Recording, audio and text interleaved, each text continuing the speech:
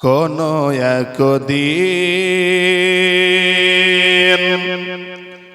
এদেশের আকাশে কলেমার পতাকা দুলবে। সেদিন খোদার বিধান পেয়ে দুঃখ বেদনা ভুলবে। জোরে বলুন সুবহানাল্লাহ, একটু জোরে বলুন সুবহানাল্লাহ। কোন একদিন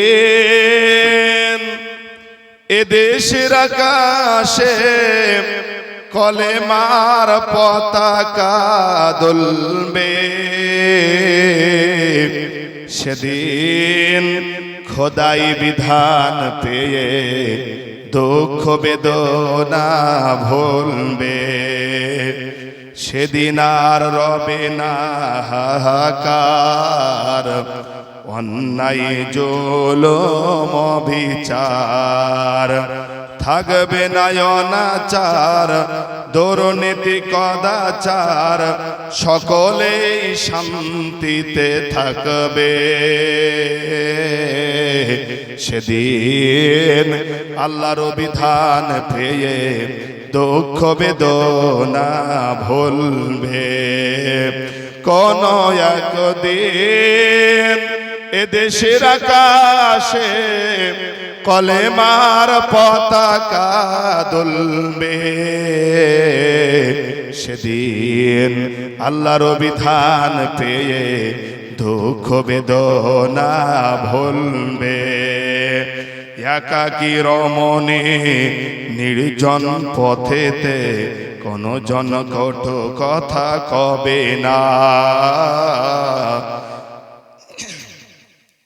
কোন একদিন এদেশের আকাশে কলেমার পতাকা দুলবে। সেদিন মানুষেরা খোদাই বিধান পেয়ে দুঃখ বেদনা ভুলবে। খুন আর রাহাজানি রবে না, সেদিন আর নয় বেশি দূরে। আর কিছু পথ গেলেই মিলবে। অশান্তির কোপানলে মরিস না ধুকে ধুকে, আই তোরা দিকে দিকে ছুটে আয়। অশান্তির কোপা জলে মরিস না ধুকে ধুকে, আই তোরা দিকে দিকে ছোটে আয়। যতদিন দূরে তোরা যাবি, ততদিন পেছে তোরা রবে। শান্তি আসেতে এই দুনিয়ায়, খোদার আইন ছাড়া অন্য কিছুতে মানুষের শান্তি না মিলবে। কোন একদিন এদেশের আকাশে খোদার কলেমার পতাকা দুলবে। আল্লাহর বিধান পেয়ে দুঃখ বেদনা ভুলবে। আল্লাহর বিধান পেয়ে দুঃখ বেদনা ভুলবে। আমরা এখানে আসতে পেরে বসতে পেরে সকলে খুশি তো নাকি ইনশাল্লাহ? একটু হাতটা তোলে বলে ইনশাল্লাহ। কারণ আপনাদেরকে বলবো, কোরআনের মাজমার মতন দামি মাজমা পৃথিবীর জমিনে আর দ্বিতীয় জায়গায় আছে বলেন? কোরআনের মতন আর কোনো মাজমা নেই। ওর জন্য আমার আলোচনার বিষয় আজকে হলো কোরআনের মর্যাদা। যে কোরআন কি জিনিস, কোরআন আল্লাহ তাআলা কাদের উপরে নাজিল করেছেন, আর কোরআন যারা মানবে এদের বৈশিষ্ট্য কারা হবে, এই বিষয়ে আলোকপাত করব ইনশাআল্লাহ তাআলা। প্রিয় ভাই আমার, ভাইজানেদেরকে আমি বলতে চাই, কোরআন হলো পৃথিবীর শ্রেষ্ঠতম একটা গ্রন্থ। কোরআন হলো পৃথিবীর সর্বশ্রেষ্ঠ একটি ধর্মীয় গ্রন্থ, যার তুলনা, যার উদাহরণ স্বয়ং নিজেই কোরআন। জোরে বলুন সুবহানাল্লাহ। আল্লাহ তাআলা এই কোরআন সম্পর্কে কি বলেন? আল্লাহ তাআলা কোরআন মাজিদের ভিতরে বলেন যে এই কোরআনুল কারীম এমন একটা জিনিস যেখানে কোরআন পড়া হয় সেই জায়গায় আল্লাহর রহমত বর্ষণ হয়।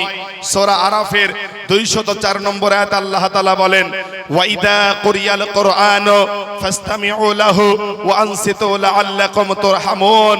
আল্লাহ তাআলা বলেন, যেখানে আমার কোরআন তেলাওয়াত করা হয় ওই জায়গায় তোমরা চুপ করে শ্রবণ করো, তাহলে তোমাদের উপরে আল্লাহর রহমত বর্ষণ হবে।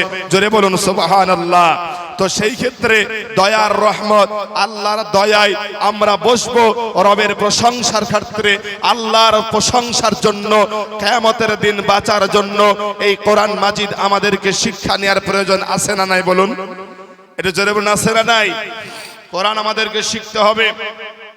কোরআনের মর্যাদা স্বয়ং আল্লাহ তাআলা নিজে দিয়েছেন। কোরআন মাজিদ এই গ্রন্থটা স্বয়ং রব্বুল আলামিন নিজেই ভাষায় নাজিল করেছেন। আল্লাহ তাআলা গোটা বিশ্ববাসীকে চ্যালেঞ্জ ছুড়ে দিয়েছেন, গোটা বিশ্বের মানুষকে চ্যালেঞ্জ দিয়েছে। আচ্ছা, এখানে আমরা অনেক শিক্ষিত মানুষ বসে আছি, যেনারা অনেক বই পুস্তক পড়েছে, যেনারা একটু বই পড়েছে, বইয়ের শেষে বা বইয়ের প্রথমে একটা লেখকের অনুবাদ বা লেখকের নিবেদন থাকে। সেটা হলো যে আমার গ্রন্থে যদি কোনো ভুল হয় বা কোথাও যদি কোনো ওয়ার্ড ছেড়ে যায়, আমাদেরকে এটা পরবর্তীতে জানাবেন, পরবর্তী সংশোধন আপনারা সংশোধন করে নেব। বলে কি বলে না ভাই? লেখকরা এটা বলে। কিন্তু কোরআন কি বলেছে একটু বলবো? কোরআন কি বলেছে? প্রথমেই আল্লাহ তাআলা কোরআনটা যখন শুরু করবেই গোটা বিশ্ববাসীকে চ্যালেঞ্জ দিয়েছে। শুধু আজকে আমার আপনার এই দোগাছে এই গ্রামের লোক বলে নয়, গোটা বিশ্বে যত মানুষ আছে, প্রায় বর্তমান বিশ্বে 800 কোটি মানুষ। জোরে বলুন ভাই, কত কোটি মানুষ? 800 কোটি মানুষ বর্তমান পৃথিবীতে। তার মধ্যে 200 কোটি মানুষ হলো খ্রিস্টান, 200 কোটির উপরে প্রায় নাস্তিক আছে, যিনারা ধর্ম মানে না, এদেরকে নাস্তিক বলা হয়। আমার আপনার সমাজে এরকম নাস্তিক কিছু নাই ভাই? কিছু নাস্তিক নাই যারা আল্লাহকে মানে না, একটু পড়াশোনা করেছে, একটু দর্শন লে পড়েছে, তখন পড়াশোনা করার পর বলছে দেওয়ার ইজ নো গড, আল্লাহ বলে কোনো কিছু নেই। জোরে বলুন নাউজুবিল্লাহ। এরকম সমাজে কিছু নাস্তিক আছে আমাদের সমাজে। তো এই নাস্তিকের সংখ্যা পৃথিবীতে প্রায় 200 কোটির উপরে। তারপরে পরে মুসলমানদের সংখ্যা প্রায় 200 কোটি। কত হলো? 600 কোটি। আর 200 কোটি অন্যান্য যারা আছে, প্রায় 4500 ধর্মের মতন পৃথিবীতে ধর্ম আছে। এই ধর্ম অবলম্বী মানুষকে দিয়ে প্রায় 800 কোটি মানুষ এই ধরার বুকে। আল্লাহ তাআলা গোটা নাস্তিক, আস্তিক, মুসলমান, ইহুদি, খ্রিস্টান সবাইকে আল্লাহ তাআলা চ্যালেঞ্জ দিয়ে একটি কথা বলতে চাইলেন। আল্লাহ তাআলা কি বললেন? কোরআনের মর্যাদা, কোরআন সম্পর্কে রব্বুল ইজ্জাত স্বয়ং তিনি বললেন। আল্লাহ তাআলা প্রথমেই বলেন আলিফ লাম মিম। আলিফ লাম মিম বলেন তো কয়টা হরফ? 3টি। এইগুলাকে হরফে মুকাত্তাআত বলা হয়, মানে কাটা কাটা হরফ। বলেন তো এই আলিফ লাম মিম এর অর্থ পৃথিবীর কেউ জানে? এটা জোরে বলুন, জানে? পৃথিবীতে আজ পর্যন্ত এমন কোন মহাপুরুষ, মহাবৈজ্ঞানিক, আলেম ওলামা, মাওলানা, মুফতি, মুহাদ্দিস, মুহাক্কিক, আলেম, ফকিহ এখন পর্যন্ত কোন নাস্তিক, আস্তিক এই আলিফ লাম মিমের ব্যাখ্যা দেওয়ার ক্ষমতা হয়নি। তারপরে আল্লাহ তাআলা বলছে যালিকাল কিতাব। যালিকাল কিতাবের ব্যাখ্যা হলো ওই কোরআনে কোন রকমের ভুল তো দূরের কথা, সন্দেহ পর্যন্ত নাই। জোরে বলুন সুবহানাল্লাহ। আল্লাহ তাআলা এখানে বলছে যে কোনো ভুল তো দূরের কথা, আমার এই কালামুল্লাহতে কোনো রকমের সন্দেহ নেই। এটা হলো কোরআনের সবচাইতে বড় চ্যালেঞ্জ, সবচাইতে বড় চ্যালেঞ্জ। যে কোরআন মাজিদ আল্লাহ তাআলা যে বললেন যে আলিফ লাম মিম যালিকাল কিতাব, যে ওই কোরআনে কোন রকমের ভুল তো দূরের কথা, সন্দেহ পর্যন্ত নেই। এটা হলো আমাদের গ্রন্থ আল কোরআনুল কারীম। বলেন তো এই কোরআনটাকে শুধু মুসলমানদের না গোটা বিশ্ব মানবের জন্য? এই কোরআনটা হলো গোটা বিশ্ব মানবের জন্য। আল্লাহ তাআলা কোরআনে কি বলছে? قد جاءكم من الله نور وكتاب مبين। এই কোরআনটা নূর। আল্লাহ তাআলা কোরআন মাজিদকে বুঝিয়েছেন। আল্লাহ রাব্বুল আলামিন বলেন এই গোটা বিশ্ববাসীর জন্য আমি একটা আলো পাঠিয়েছি। এই আলোটার নাম হলো আল্লাহ পাকের কোরআন। একবার জোরে বলুন সুবহানাল্লাহ। অতএব এই কোরআনটা হলো আলোর পথ। এই কোরআনের নাম হলো অনেকগুলা, শুধু কোরআনের নাম কোরআন নয়, কোরআনের নাম ফুরকান। ফুরকান মানে হলো সত্য মিথ্যা যাচাই বাছাই করার নাম। হক বাতিলের পার্থক্য করার নাম হলো ফুরকান। হক বাতিলের পার্থক্য করার নাম হলো ফুরকান। আল্লাহ তাআলা এই কোরআন মাজিদের ভিতরে অনেক আয়াত আল্লাহ তাআলা এরকম দিয়েছে যে আল্লাহ রাব্বুল আলামিন কোনটা হক, কোনটা বাতিল, কোনটা সত্য, কোনটা মিথ্যা, আল্লাহ তাআলা এটাকে পার্থক্য করার জন্য এই কোরআন মাজিদকে আল্লাহ ধরার বুকে নাজিল করেছে। একবার জোরে বলুন সুবহানাল্লাহ। আমরা এই কোরআনকে পেয়ে খুশি তো নাকি সকল ইনশাআল্লাহ? এটা জোরে বলেন ইনশাআল্লাহ। আচ্ছা, এবার আপনাকে একটু আগে নিয়ে যাই সামনে। বলেন তো এই কোরআন মাজিদটা কার উপরে নাজিল হয়েছে? কার উপরে? নবী মুহাম্মদ সাল্লাল্লাহু আলাইহি ওয়াসাল্লামের উপরে এই কোরআনুল কারীম আল্লাহ তাআলা নাজিল করেছেন। বলেন তো কোরআন মাজিদ, এই কোরআন মাজিদকে সবচেয়ে বেশি বুঝেছেন কে? নবী মুহাম্মদ সাল্লাল্লাহু আলাইহি ওয়াসাল্লাম। এই কোরআনকে সবচেয়ে তিনি বেশি বুঝেছেন, এর উপরে আর কেউ কোরআন মাজিদ বুঝতে পারে নাই। আচ্ছা, আপনারা শিক্ষিত সমাজ, বলেন তো বর্তমানে কোরআন থেকে গবেষণা করে যারা খ্রিস্টান আছে, নাস্তিক আছে, এরা কোরআন থেকে গবেষণা করে হাজার হাজার জিনিস আবিষ্কার করেছে। আপনারা কি এটি শুনেছেন? আপনারা কি জানেন? একটা বলি তাহলে, বলবো তো নাকি ইনশাআল্লাহ? আচ্ছা ভাই, আলোচনার ভাষা আমার বোঝা যায়, একটু হাত তুলে বলেন তো, এটা বোঝা যায়? যাক আলহামদুলিল্লাহ। তাহলে বলি ভাইজান, কোরআন মাজিদ আল্লাহ তাআলার একটা সূরা আছে, সূরার নাম সূরাতুত তিন। বলেন তো সূরার নাম কি বললাম? সূরাতুত তিন। আমেরিকার একটা বৈজ্ঞানিক এই 3 সূরা পড়ে একটা জিনিস আবিষ্কার করেছে, কি জানেন? আল্লাহ তাআলা সূরা 3 এর ভিতরে কি বলছে? والتين والزيتون وطور سينين وهذا البلد الأمين لقد خلقنا الإنسان في أحسن تقويم والتين ডুমুরের কসম, ওয়াজাইতুন জাইতুনের কসম, ওয়াতুর সিনিন আমি আল্লাহ তোর পাহাড়ের কসম খেয়ে বলছি, আমি আল্লাহ কসম দিয়ে বলছি। বলেন তো মুসলমান, আল্লাহ পাকের কি কসম খাওয়ার প্রয়োজন হয় নাকি ভাই? রবের প্রশংসা, আল্লাহর কসম খাওয়ার প্রয়োজন নাই, কারণ আল্লাহ তাআলা এত মহান। আল্লাহ তাআলা সূরা ইয়াসিনের ভিতরে আল্লাহ বলেছে, ইন্নামা আমরুহু ইদা আরাদা শাইয়ান আইয়াকুনা লাহু কুন ফায়াকুন। আল্লাহ বলেন, যেটা আমি আল্লাহ হও বললে সাথে সাথে হয়ে যায়। জোরে বলুন সুবহানাল্লাহ।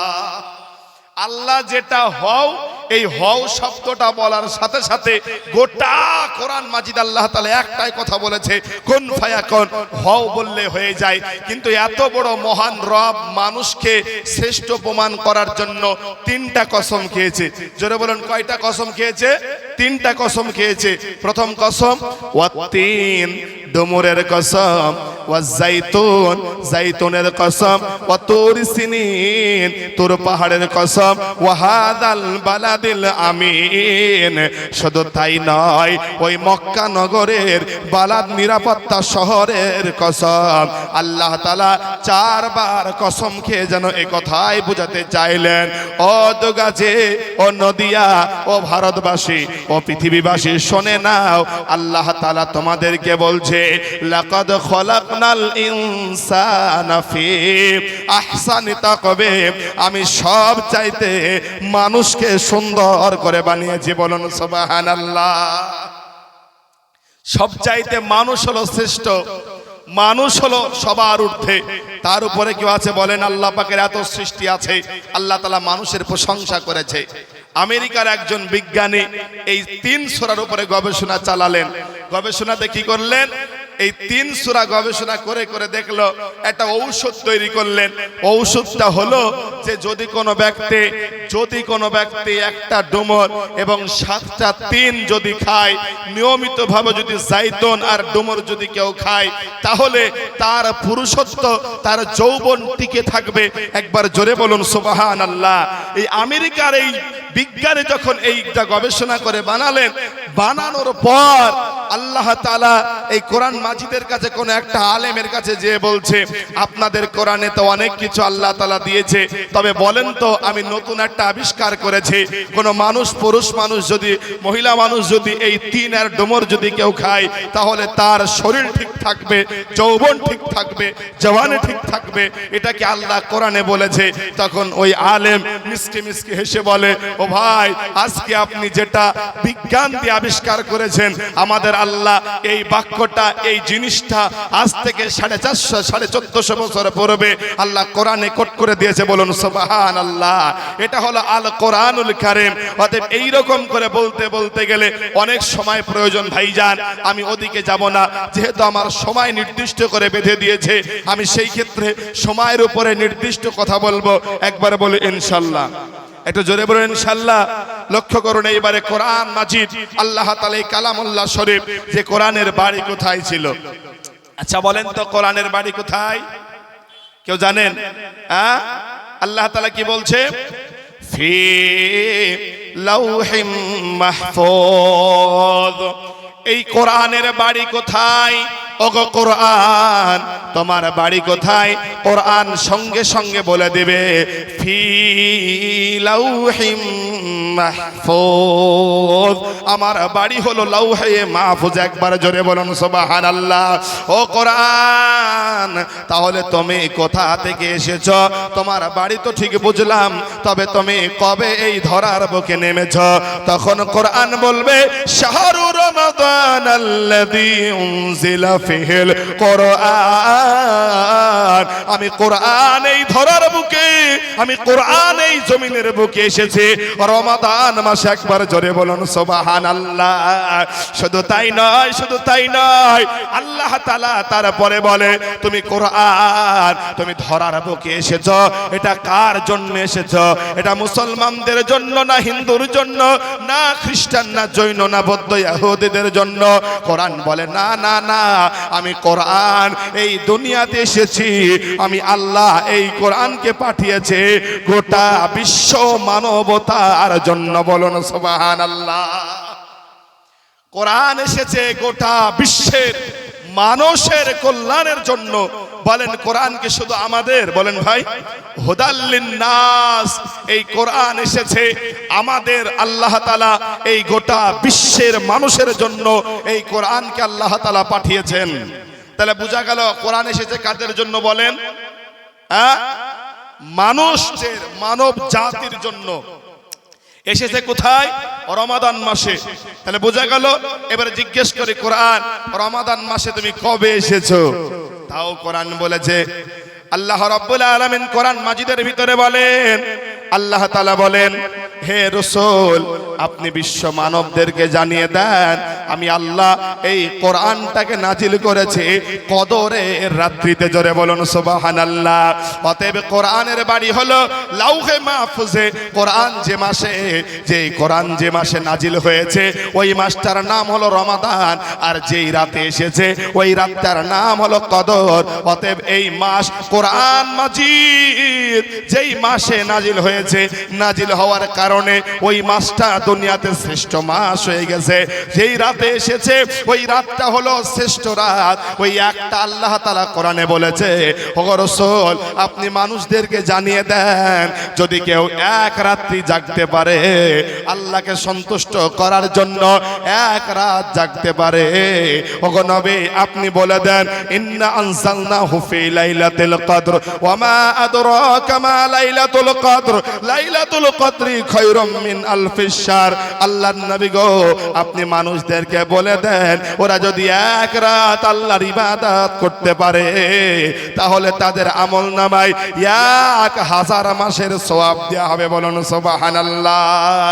সম্মানিত ভাইয়েরা আমার, কোরআন এসেছে রমাদানে, রমাদান হয়ে গেল শ্রেষ্ঠ মাস। কোরআন এসেছে কদরে, কদর হয়ে গেল শ্রেষ্ঠ মাস। আর কোরআন যার উপরে নাজিল হয়েছে ওনার নাম হলো হলো আখিরি পয়গম্বর মুহাম্মাদুর রাসূলুল্লাহ।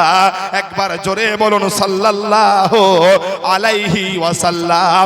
এই নবী হলো সবার ঊর্ধ্বে, এই নবীর মতন শ্রেষ্ঠ রাসূল আল্লাহর জমিনে দ্বিতীয়টা নাই। অতএব যেই নবীর উপরে কোরআন নাজিল হয়েছে ওই নবী হলো শ্রেষ্ঠ নবী। যে জিবরিল আমিন, যে জিবরাইল আসমান থেকে লাউহে মাহফুজে আল্লাহর নবীর কাছে এনেছেন, হীরা গুহাতে আল্লাহর জমিনে কোরআন এনেছেন, ওই ফেরেশতা হলো ধরার বুকে সব চাইতে ফেরেশতাদের রহমান লাউহে মাহফুজের কোরআনটা রাসূলুল্লাহর কাছে আনার জন্য ফেরেশতাদের সর্দার হয়েছে, তার নাম হলো জিবরাইল।